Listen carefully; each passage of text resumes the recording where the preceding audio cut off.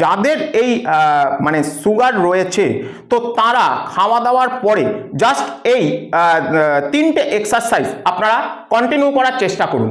তো খাওয়া দাওয়ার পরে বলতে খাওয়া দাওয়ার আধ ঘন্টা কি 45 মিনিট পরে কিন্তু এই 3টে এক্সারসাইজ আপনারা মাস্ট বি করবেন। এক্ষেত্রে আপনারা এইরকম একটা দেয়াল ব্যবহার করবেন।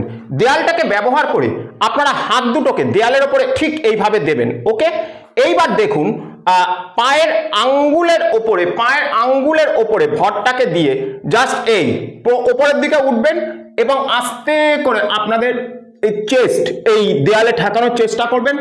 আবার আগের পজিশনে চলে যাবেন, আবার পায়ের আঙ্গুলের ভরটাকে টোটাল পায়ের ওপরে দেবেন, আবার আঙ্গুলের ওপরে ভর দেবেন, সেম অ্যাজ এই।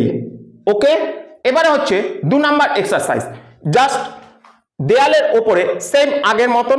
এইবার এই যে পা, ডান পাটাকে বাম হাতের ডিরেকশনে 1 2 3 4। তো এই এক্সারসাইজটার ক্ষেত্রে আপনারা পা দুটোর যে পাতা দু সাইডে দিয়ে দেবেন, পায়ের মাঝখানে 1 হাত মতন গ্যাপ রাখবেন। এবার দেয়ালটাকে এইভাবে ধরবেন, ধরার পরে স্পাইনটাকে স্ট্রেট করে 1, আবার স্ট্রেট, 2, আবার স্ট্রেট।